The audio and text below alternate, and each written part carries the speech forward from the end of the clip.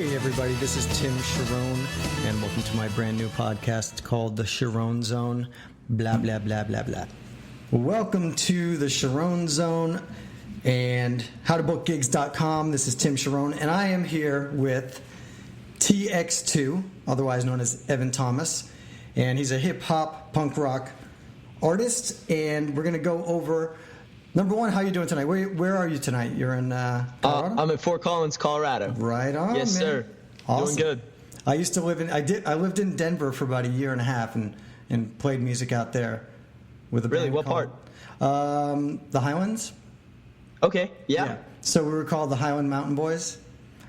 Okay, creative. Yeah. It was cool. It was a good time. I really got immersed in kind of old school country in that band, and we played like the Fox Theater and the Ogden. Wow. And a lot of cool spots. Nice. It was great. So anyway, let's talk about you. Let's talk about a little bit. Tell us about your background, how old you are. Again, a little more about like what you do as an artist, your genre, and all that stuff. Okay, so I'm TX2 from Fort Collins. I'm 19 years old right now. Going to the University of Miami, at the Frost School of Music, and I actually auditioned as a rapper into the school. And funny story, I was in the right place in the right time, and ended up getting basically full ride or full scholarship to the school. And they're like creating a hip hop program, or at least they're like trying to start getting hip hop artists involved, with me and another kid named Andre pioneering that. I'm studying music business down there, and but I'm trying to make it as an artist. I blend the genres of punk rock and rap, the two genres I grew up with, and I'm trying to make something new with those genres and be a performer. I just want to tour, make music, and just change the world. You know. Right on. You know, small. It's good to have small goals, like small goals. Yeah, you know, like little goals, like changing the world. Right. For the better. Something small. Yeah. No, it's good. Baby steps. So what year are you? I'm a sophomore this year. I just finished freshman year at the U. Awesome. So what were you doing? Which is very, very impressive that everything's going down like that for the University of Miami. That's super cool. What were you doing before, basically in high school?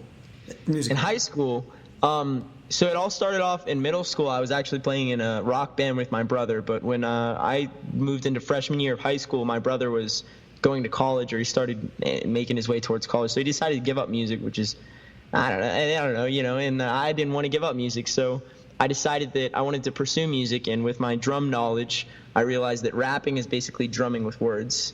And so I ended up deciding that I wanted to be a solo artist, so I didn't have to rely on a band. And I'll eventually find a band that wants to work with me, but want to be an entrepreneur with my music. So I ended up releasing, freshman year of high school, I was releasing music. I was rapping in the hallways. I was getting into rap battles with kids. And then I kept pursuing music. I played my first show in Denver at a place called the Deer Hole. It's a small venue, if you've ever heard of it. It's weird. It's a weird place. Oh, the Deer Pile. That's what it was called. The Deer Pile. Even better. Yeah. It was a small venue. And I ended up I was the worst performance of my life. I didn't know what I was doing. It was my first time ever rapping in front of people, and no one clapped. I basically got not booed off stage, but people told me to leave. And then from there, it was kind of like an 8 Mile situation where I told myself I'm not letting that happen again. So I probably spent 2 or 3 hours every day just listening to hip-hop and music and trying to understand and study it, and then another 2 hours performing and practicing until I eventually kept getting better at my music, releasing more music videos. I took film classes in high school so that I could create my own music videos, so I ended up directing all of my own music videos. And then met one of my best friends I grew up with, Zach Norris, and it was the one person in high school who was really nice to me about my music, and he's my quote-unquote manager now. We kind of work together in it. I just every time someone would tell me no or that I couldn't do something, I decided I was going to do it. And somehow I ended up being one of the few people to leave my town, and I'm making it in music now in Miami. I love it. It's really interesting because there's a lot of parallels. I started in a rock band with my stepbrother in the basement. That's how I got into music. Started performing. Started performing for real when I was 16, and we played our first big show, and that was it. I just knew, the moment. It was really amazing because it was a school, Mothers Against Drunk Driving, big benefit, and they had a few bands playing, and there were probably 500 people there, and they had a huge PA, a huge lighting truss. They had a spotlight. I mean, they had the whole thing. It was like a mini concert at the school, and I just knew when I came out. I still use the same intro music that I used back in high school. It's like the old Elvis Space Odyssey 2001, I think it is, and I just remember running out. The band would start, and I would run out in the spotlights and everything, and everybody rushed the stage, and I was just like, "Whoop, this is it. This is what I have to do." That's very interesting parallel. So, and what kind of music were you doing? You were doing what kind of rock were you doing with your? It started off with classic rock and almost punk rock. Which is what I grew up with. Probably grunge, but grunge is the best way. And then we were doing Nirvana, Jet, covers of those songs. Cool. And then that's what I started off playing. And you were the drummer in that. I was the drummer in that. Yeah. Awesome. And my brother was singing and playing guitar. So cool. Nice. Yeah. So, and this goes back to So let's talk a little bit about. Well, first of all, let's talk about how you and I connected.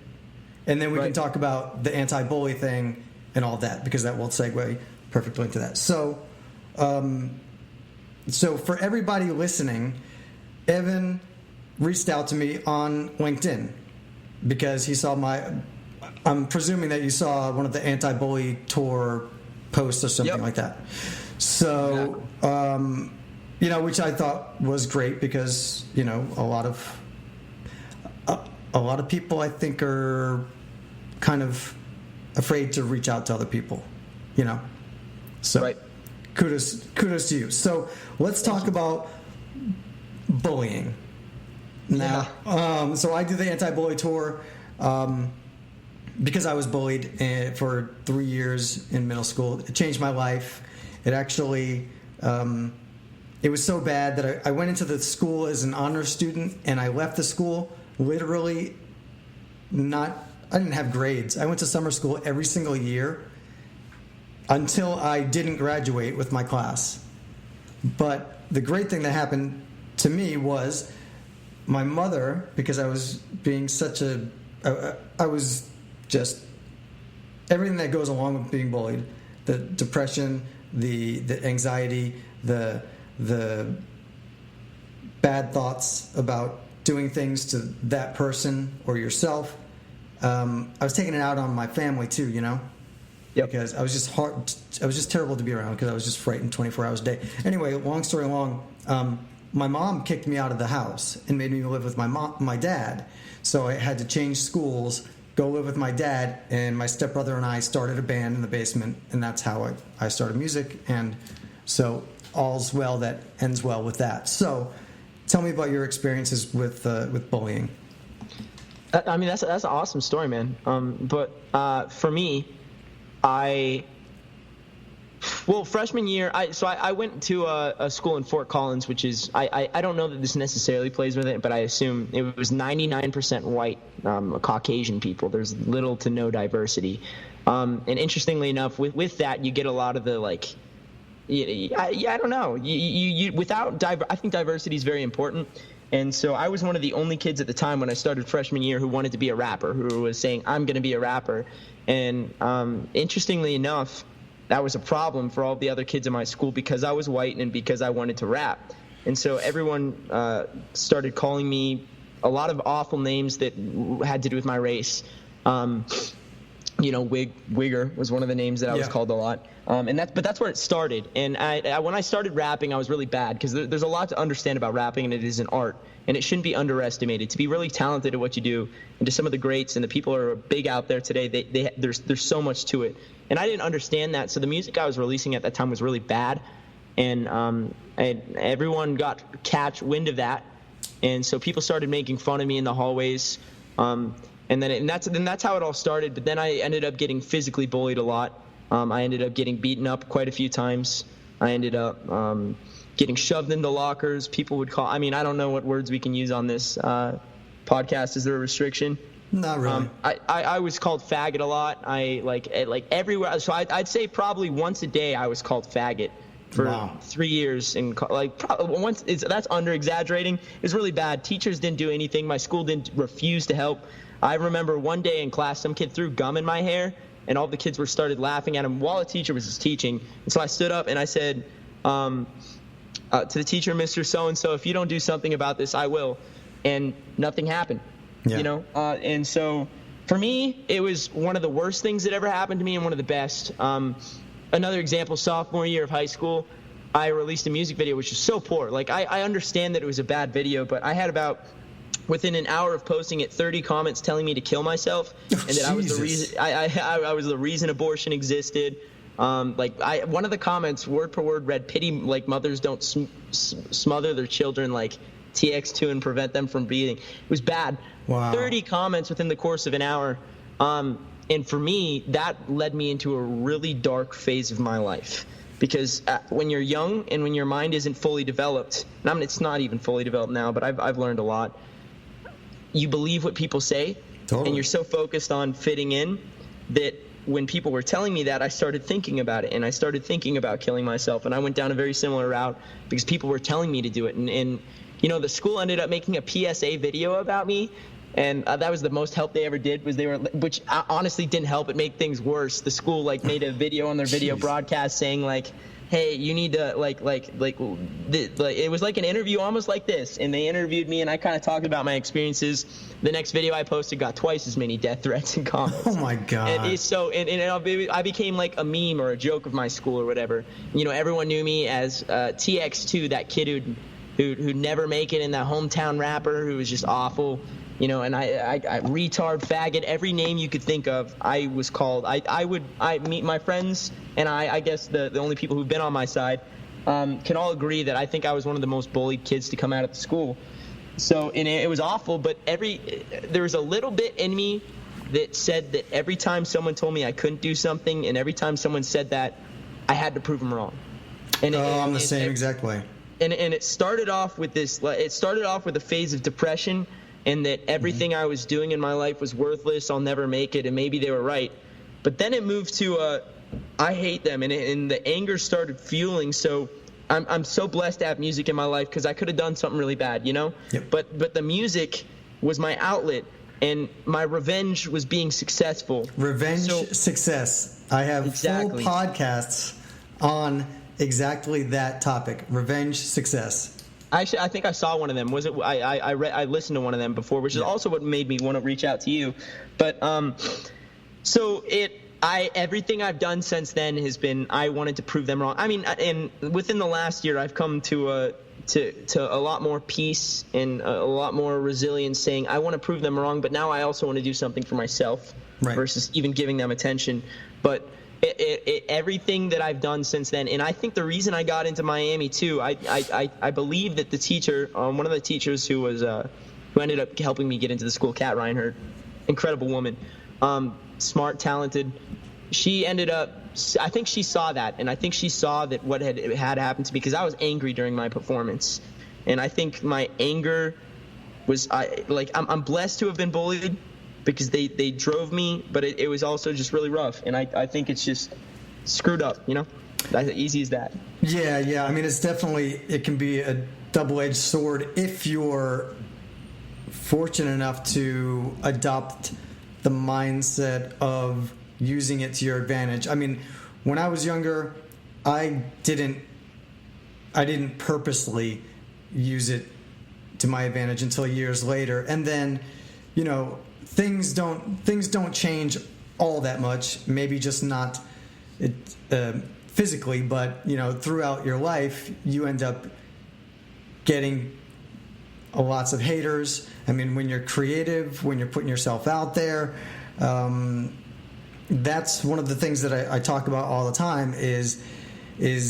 dealing with people are going to hate on you no matter what, I mean, if you're trying to be a rapper, or if you're being a rapper, or if you're being a country rock with a twist of lime singer, or if you're being a ditch digger, literally nobody escapes people hating on them. It's just when you're putting yourself out there and you're creative and you're trying to raise your profile, then you're just going to have 100 times more people seeing you, and then they're easily hate on you, especially online. But I've used it a lot in my career, and like I said, I go over it. I know that the reason that I'm doing everything that I do now, and the reason why I get the opportunities that I get now, is because certain people screwed me over. Certain people that I've hired tried screwing me over, and I would wake up every day and literally think, okay, how am I going to get these people back? Because I would never respond to them, and I would literally start making phone calls. I'm going to book shows. I'm going to show these. I'm going to show these people. And it's amazing when you can start doing that on purpose, like you're talking about, when you can do it on purpose. Now when people say stupid things, I'm glad, but also remembering that you really have to focus on the many who love what you're doing, and then ignore the few. Don't let their voices be loud in your own head, But right. I'm glad that I didn't ask you the story before, because I'm just hearing it now, and that's incredible. So you use that to drive you to basically to work on getting into UM, and also just to work on your craft all the time. Oh yeah, to work on my craft, to play shows. I mean, for the 4 years of high school, I was playing probably 5 or 6 shows a year, which isn't too much. Mm-hmm. But I mean, I was only playing. I only could play in my hometown or Fort Collins, or I could play in Denver, because I didn't have a choice to leave.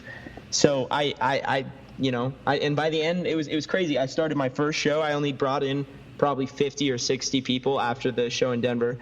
And then by the end, I was almost selling out every show I'd play in Fort Collins. That's awesome. People started believing in me, So, yeah. I ended up taking that anger, and that helped me get to where I'm at. That's awesome. That's amazing. That's absolutely amazing and inspiring. I really, really believe that people that are, whatever they're doing, musicians, it doesn't even matter what you're doing. I mean, if you're going to medical school, if you're trying to open a plumbing business, I don't know, whatever you're trying to do, people are gonna, if you're trying to do more than you were doing before, there's just a certain percentage. It's a numbers game. There's this certain percentage of people that are going to come out of the woodwork, and it makes them uncomfortable.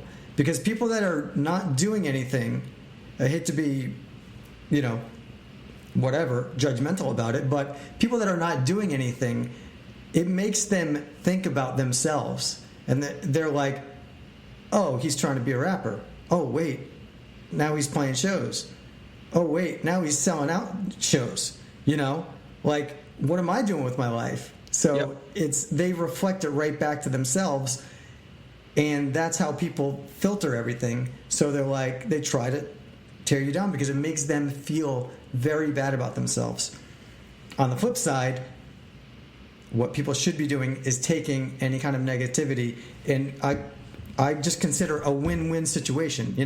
You have the carrot and the stick. You have your goals, you have your vision of what you want to do, where you want to go, who you want to be, and you hold that vision in your mind all the time. This is what I've done my whole career. Back when I started taking music seriously, I started just playing solo acoustic shows on bar stools, and I would do it for, I'd go and get paid to do it, and that's how I made a living for a few years. And I would play 5, 6, 7 times a week, 4-hour sets, and I would visualize myself. I mean, this probably sounds like esoteric bullshit, but I would visualize myself, in front of, while I was playing by myself. I would visualize myself on a huge stage with a band, performing for thousands of people, and I would do that all the time. And I would always have this vision in my mind of where I wanted to be and what I wanted to be doing. And this is it's what I do all the time. I play for thousands of people. I have an amazing fan base, all that stuff. So that's kind of the carrot. And the stick to me has always been people's negativity. You use that. I mean, I can tend to be a very angry person. I have a temper. I have my dad's temper. And in the past 10 years or so, I've learned to use that temper, get mad and get to work. So yep, I do know what you're saying. Been there, man. Yin and yang. Still there. Yin and yang. Yeah. Yep. So awesome. So keep it up. By the way, I listened to your stuff, and before we even spoke on the phone, I checked when you sent me the message. I checked out your website. Thank you for having a website, number one. And you had your videos on there, and I think your stuff is great. I mean, I think you're really talented, great rapper. Thank you. I thought the one song that I referred, really short term. Yeah. Short term. It was really cool. Really, did you write it? I did write it. Yeah. Cool. Yeah, because I'm really big into songwriting, of course. And it has a great catchy chorus. So awesome stuff. Thank you, man. So let's move forward. And I just wanted to ask you, what so far is your best experience with music? What was it getting into the school and getting the scholarship and all that, or? I mean, there was 2 moments. Number one was when I auditioned into the school. The program was like contemporary voice, but I didn't really know that I could rap for sure. So I was like, because they never had a rapper before. So I remember at my audition, Carlos was one of the people auditioning me, Carlos and Kat, and he said, I've worked with the BC Boys before. Like, I guess if we're gonna really involve a rapper in this school, I need to know that you can freestyle. And so one of the top moments I remember, I don't know what I was thinking at the moment. Adrenaline just hit me, so I started freestyling, but I was making fun of him in my freestyle. I was like, this man's wearing a suit and tie at an interview. What the fuck is wrong with you, dude? I was going off. But apparently it made him laugh, and I guess that was also part of the reason that they loved me, and I ended up getting into the school, because I didn't think I could to start. And being able to move to another city, that's been incredible for me. The other moment, I would say there's 2. Playing my show right before I left, I got to crowd surf for the first time, which was an awesome feeling. And I every time I've played a show, I've always had some people come to make fun of me. And at that show, no one was making fun of me. People were just loving me. I could turn the mic around and people would know the words to my songs. And that was like, that feels, how that feels. It's the greatest, it's the best feeling. That is one of the best feelings. It's incredible. Yeah. That's another man. It's just magic, Yeah. And that's another carrot. There's magic to being a performer, man. Yes, definitely. And especially if you have that in you, I've just always been really comfortable on stage and just loved the act of performing. So now it's like, when I'm doing all the work, this podcast is primarily for musicians and stuff, and I'm always trying to hammer home the point of treating yourself and your music like a business.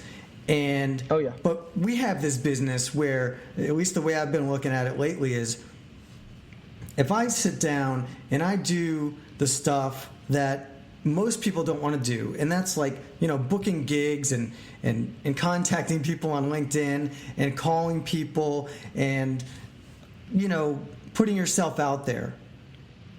It's hard. It's really hard because, nobody likes rejection, and nobody likes rejection when they're selling. I mean, I don't want to say selling, but when they're presenting themselves, because as artists, we don't separate, our songs and our music from our own identity, right? So, in other words, people don't want to do this stuff, but if you can do all the stuff that other people shy away from, you're going to win. And at the end of that, those hours of sitting there calling people to get shows and get gigs, and you've experienced this, is you get to perform for all these people and get the most magical, unbelievable, craziest high that you could never get any other way but to be performing for people who love your music and people singing back to you, and that's the payoff. So right. That's a good deal. That's a really great deal. If all it takes is you making phone calls and you putting yourself out there and you realizing that, it's a numbers game, you're going to get rejected. If you call 10 people, 8 people are going to not call you back, and one person's probably going to be a jerk. Yep. But then when that one person gets back to you and you book a performance and you get paid, it's unbelievable. Absolutely, it's unbelievable. So all of these things, I just try to just keep reminding people, it is just so worth it if you keep those things in mind, man. I'm getting all excited just thinking about your shows and you crowd surfing. Thank you, man. I appreciate that, dude. It's such a good feeling. You know that feeling, man. It's unlike any. It's like a drug. It's it's the best drug you can do. Absolutely, man. Yeah. People ask me what it's like. People always ask me, I'll be about to play for whatever, 5,000 or 7,000 people. And people are like, "Do you get nervous?" And I'm like, I never get nervous. I just can't wait to crush that stage. Seriously, man. I cannot wait to. I mean, I have all these weird terms that people don't want to hear, but let's hear one. What's the term? Man, I'm trying to think of something that I can say that people will hear that they're not going to be like, this guy's insane. I just want to fucking dominate. The stage. Yeah. I just want to crush people. Yeah. I know. In the best possible way. I just want people to walk away from my show having the best time that they've had in months or in recent memory. Right. And that's always my objective. And that is just I call it lighting myself on fire and letting people watch me burn.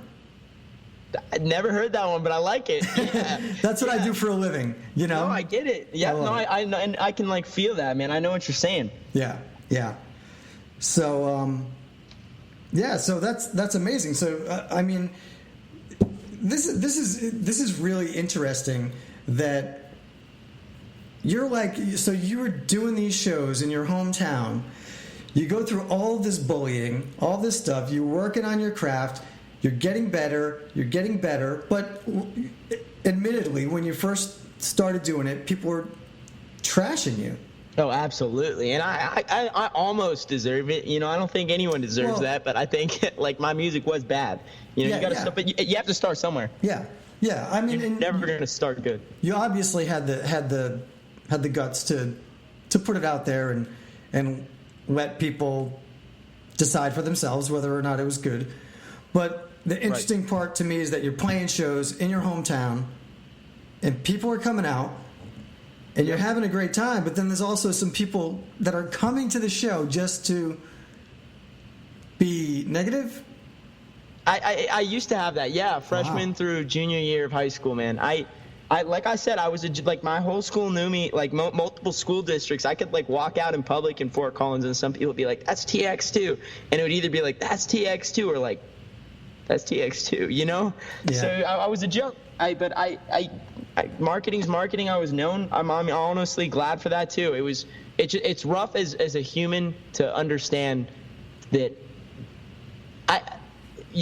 any press is good press in a way, you know? Yeah. Now we're not talking any extremes here, but any press is good press. I remember, one of the people I've always really looked up to is Marilyn Manson. I really like his like social views, and that like if you are loved as much, like you should be hated as much as you are loved, and that's how you know you're doing something. Right. And that really resonated with me, is that the fact that just as many people hated me as many loved me. You're never gonna, if you're loved by everyone, you're doing something wrong. Or if you're trying to be loved by everyone, then you're screwed. Right. Yeah. That's really interesting, because I know a lot of musicians that are very talented, but they either don't want to market themselves. And when I first started, doing this professionally, people used to do the same thing. They're like, oh, Jesus, man, like, shameless self-promotion Tim, you know what I mean? Like, right. People would always like send me messages on social media like, dude, stop posting so much, like why you're all about yourself and stuff. And on the flip side, I see all these musicians that are very talented, but they don't want to market themselves, or in my view, a lot of them are just insecure because they cannot handle the inevitable negative feedback that's going to happen. Right. You're always going to get like 10% of people that just are sitting out there, on their couch, that just want to be a jerk online. Yep. That's the word. Yeah. So I mean, it's very interesting that a lot of people either. I know some really talented people that just, I'm just not into marketing myself. Well, then you're not into the music business. I mean, if you're not into marketing, then you're not going to be in the music business. Oh, absolutely. Marilyn Manson. It's cutthroat, man. Yeah, Marilyn Manson is that's a great example right there. You've got to be known for something, Yep. And you have to put your stuff. You have to put yourself out there and get ready to get those arrows in your back, pull them out, and shoot them back at people. Right? No, you're. You're right. You're right. I just made that up too. Yeah. Yeah, one of those phrases, man. But no, you definitely do. I know it's so important, because I think one thing I've also learned. Actually, I learned this just recently. I was at a HipHop open mic. And there was about like 60 rappers, and everyone sounded the same. Everyone was doing the same damn thing. And it's not that it was bad, but it was the same song over and over again. And I don't think you're going to ever make it if you're making the same song. I think like some artists obviously are making like the same song, but they're already big, and I feel like to be discovered, you have to find something that is unique, and you can't be like everyone else, Right. You always got to have something that sticks out. Right. I really believe that, it's definitely a journey. You have to kind of do a lot of things. You have to throw a lot of stuff against the wall, see what sticks, see what feels right for you, and all at the same time figure out who you are as an artist, and then keep amplifying what makes you special and different than everybody else. Right. If that makes any sense. That does make sense. I'm following. And it has to be, and it really, like, I think these days it has to be real. It has to be like really what you are, and it has to be a deviations of what you already are, because people can see through fake stuff already. But going to like hip hop, like when you hear an Eminem song, it's Eminem. When you hear a Tupac song, it's Tupac. Right. So yeah, definitely. Like you need to be a little different. Obviously, you need to be great, but you also need to be like authentically yourself, and really keep, like, as you go along, keep figuring out what that is, and you're going to go like, I mean, I know I have anyway. I've gone this way and that way, and like more rock and then more country and then more this and more that. And then, I'm kind of like, it's kind of like sailing. You go this way and that way and this way, and then you end up getting to the point where you really know what it is that makes you special as an artist. Right. Yeah. Yeah.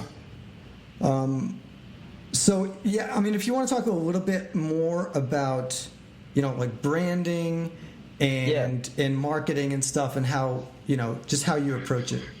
For me, I know that I'm kind of on that note that you were just leaving it, is finding where you are.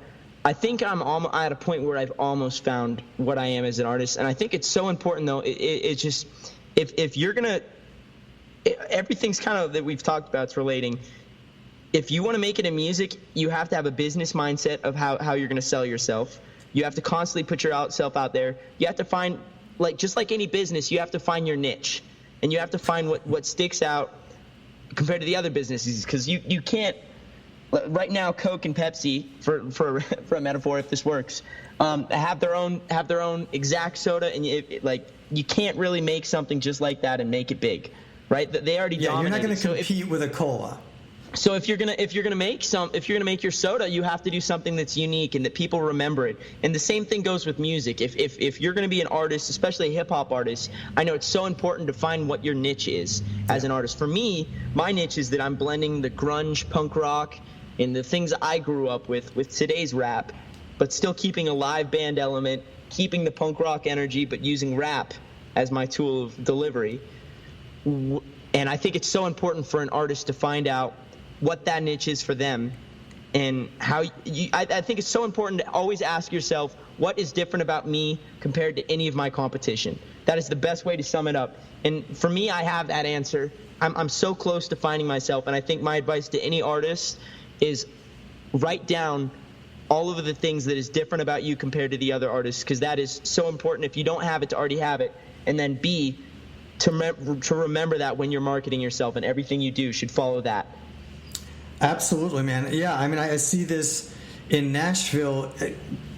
There are thousands of clones of people, and they all look the same, and they all, wear a flannel shirt or whatever they do, or and they all have the same sound, and they all have the same topics that they're writing about. And I just want to scream, do something different. There's something different about everybody, and not being afraid. That it's a hard thing, because this whole conversation a lot of it has been about when you stand out from the crowd, even when you stand out amongst other musicians and artists, people will start hating on you. So you have to be brave. You have to be brave enough to do exactly what you just said. Really, keep tweaking and really, just figuring out what you want to be as an artist and how you want to differentiate yourself from everyone else, and then really running with it. It takes bravery, It takes bravery, like keeping it, doing shows in your hometown, and you have a bunch of people come out to support you, but then you have some other people that come to your show just to be negative. I mean, I think that's very impressive that you just kept doing it until it was all people that were supporting you. That's really awesome. Thank you. I would say that's bravery, but that's also a little bit of hustle. To add to this was that when I started playing shows, to get more tickets, I couldn't just post about it. I went on the streets of my town and I'd freestyle the people and try to sell them tickets. Whoa! I think for rappers, that's a really good idea, is to freestyle and sell tickets. I think whatever you do, the most important thing you can do is hustle. And whether that is, another thing is you directly message everyone you can. Don't just post anything outside of the box. There's bravery, And then there's once again that hustle. I think that's another thing that's really gotten me where I'm at too, is that I've hustled. Yeah, absolutely. Yep. And stubbornness. I think stubbornness. Yeah, stubbornness, man. Helps. When someone says no, that means maybe. you know, with music, yeah. No means maybe. I like that. Yeah, right. Yeah. So. So basically, and what else? What do you have coming up? I know that you mentioned that you had you have a recent release that you wanted to talk about. So let us know what's up with that. So I just released an album, and it's called 99 Proof. And the album, over the last course of the year, I've taken vocal lessons, and I made sure to practice an hour of singing every day, because one thing I wanted to do to add to my hip-hop persona in punk rock is be able to sing like a punk rock artist. So on this album, I mean, probably 75% of the songs I sing the chorus to. And so it's a mix of, it's a really good mix of modern punk rock, more like, people in the punk genre are very specific. When you say punk, they're like, no, that has to be The Clash, that has to be, Black Flag. Yeah. I don't know that I'm necessarily that punk, but I have like a modern take on punk mixed with rap in this album. And I had a lot of substance abuse issues that I had to deal with in the last year, and a lot of that and the problems that I've faced in the last year all came out onto my record. And I talked about personal struggles I faced within this last year. So for me, the album means a lot. I think it's the first time I've ever written an album where I've been proud and I wasn't trying to sell myself as anything else. I think this is the first year that everything I talked about, marketing yourself as something unique. I think that another good little piece of advice with that is if you don't know what to do and you really want to be a rapper, the best thing you can do to be unique as a rapper is be yourself, because there's never going to be another Evan Thomas who looks exactly like me and who's had my exact story. There's never going to be another you. And if your lyrics reflect your personal growth, stories, and things that only you have experienced, because no one's the same, right? Never. People can look the same, talk the same, but they're never the same. That's another way of being unique. And this album for me was the first time. My previous albums, I felt like I was trying to be someone. And this album, I think I just kind of like came to terms with, I'm not cool. I'm never going to be cool, and now I'm going to make an album about it. Yeah. Oh, that's awesome. That's raw. There's a saying that's pervasive in Nashville. Well, there's two sayings. Number one, 3 chords in the truth, which means keep it simple and keep it honest. Right. And then the other one, I'm drawing a blank. What was the other one? It's another very simple one. Write what you know. Yeah. I see all of these people. I've written with people that are trying to write what they think the song should be about, when, like you were saying, everybody has their own specific experiences. If you just write stuff that you actually know, or even a distorted story, but always drawing from something that you've experienced, it's so much easier. So I've personally never written for anything else or anybody else but myself, and it's just so much easier when you just draw from your own experiences. Yeah. And then it's completely authentic, and you're not guessing. You're not guessing what people want to hear if you just write stuff for yourself. And I got great advice from a book, an Anthony Robbins book. He was doing something. Anthony Robbins, the self-help guy. He was in the studio recording like an audio book version of one of his books, and the guy that was doing the recording was also a songwriter, and they were talking about his songwriting goals and everything, and this guy said one of the best bits of advice he ever got was to write for the wastebasket, meaning write songs that nobody ever has to hear, like write to just for yourself, and with the intention of just you playing it in your bedroom, and then if you want to just put it on the side and never play it for anybody, then that's your choice. And I find that that's a great way to go about it, because if you're not thinking about people and their judgments and what other people want to hear, then you're going to write stuff that you like. And without the pressure of like, oh my God, am I going to release this or not? If that makes any sense. No, that does make a lot of sense. Yeah, I agree completely. I'm feeling it. Awesome. Well, let everybody know where they can find your stuff. All right. Well, if you want to look up TX2, it's TX2. You can look it up on YouTube. Yo, that's capital Spotify. X. Capital X in the TX2. Looking me up on Spotify, Apple Music, YouTube, Instagram. It's at TX2 official. That's where I do a lot of remixes, covers, things like that. And I just post about my life. OfficialTX2.com. Just remember the name TX2. TX2. That's capital T, capital X. X, and then the number 2. The number 2. You'll remember it by now. What's your website? www.official and then officialtx2.com. Cool. So, and on that website you can find videos, music, and that's where I'm going to start updating more. And as I find ways to get on tour, play more shows, that's where I'll keep things updated. Yeah, man. And you're gonna we're gonna collaborate a little bit together and see if I can help you with that. And I'd love to. Yeah, man. Yeah, everybody check out. I've been working on for me personally, the thing that people ask me the most, at least once a week, people will send me a message asking me how I book all these gigs. We just confirmed yesterday that we're going to open for Charlie Daniels again. Congrats, man. Yeah, thank you. We're stoked. Stoked, man. I mean, it's amazing. That's huge. It's gonna sell out. I mean, we've played there before. I've actually opened for Charlie Daniels a few times before, but not with my full band. And